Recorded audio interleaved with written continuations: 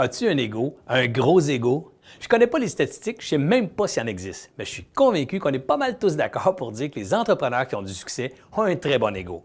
Pourtant, avoir un gros ego, c'est souvent perçu très négativement dans la société. Mais moi, je te dis que c'est possible de l'utiliser positivement pour développer ton entreprise. D'abord, c'est quoi ça, l'ego? Eh bien, l'ego, c'est le je, c'est le moi, c'est la représentation et la conscience que j'ai de moi-même. Donc, forcément, on en a tous un ego. Mais pour certains, il est plus gros et plus fort, alors que pour d'autres, il se fait plus discret.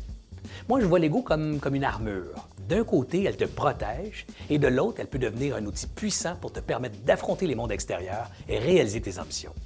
Eh bien, si ton armure est plus épaisse, forcément, tu te sens plus confiant pour attaquer des grands projets et faire face à n'importe quel adversaire. Mais de l'autre côté, si ton armure est plus fragile, tu vas chercher à éviter davantage les confrontations et à trouver ton chemin avec les autres plutôt que contre les autres. Que tu sois d'accord ou non avec mon analogie sur l'armure, la chose importante à retenir, c'est que l'on a tous un ego.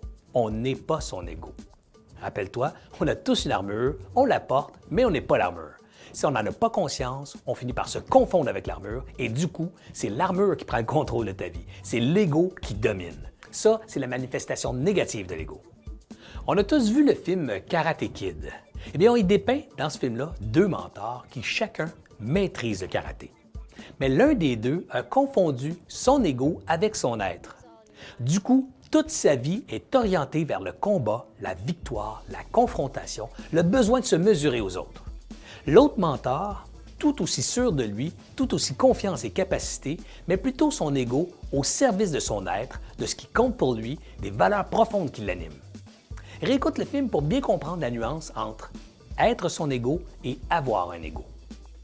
Pour se libérer de l'emprise de l'ego, il faut d'abord en prendre conscience pour pouvoir faire la distinction entre son être et son ego.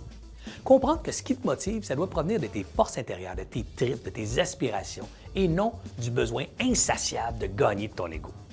Pour te libérer de ton ego, il faut commencer à prendre conscience de son existence et de ses besoins comme si c'était un être à part entière. Je te répète, tu n'es pas ton ego. Une fois que tu as réussi à maîtriser ce concept, à bien prendre conscience de l'existence de ton ego, tu peux commencer à observer s'il te nuit ou s'il sert tes aspirations. En fait, est-ce que tu cherches le spot pour valoriser ton ego ou si plutôt tu le tournes vers les autres pour les faire briller? Est-ce que ton quotidien, ça tourne autour de ton nombril ou si plutôt il sert à construire quelque chose de plus grand que toi-même? Bref, est-ce que tu as besoin de planter le drapeau sur la Lune ou si tu as besoin que tout le monde sache qui a planté le drapeau sur la Lune? Tu comprends? Commence à t'observer maintenant. En conclusion, tu as une armure. Tu serais idiot de ne pas t'en servir. Sois le monsieur Miyagi de ta vie, bien conscient de ton ego, de ses capacités et assez sage pour savoir quand et comment l'utiliser.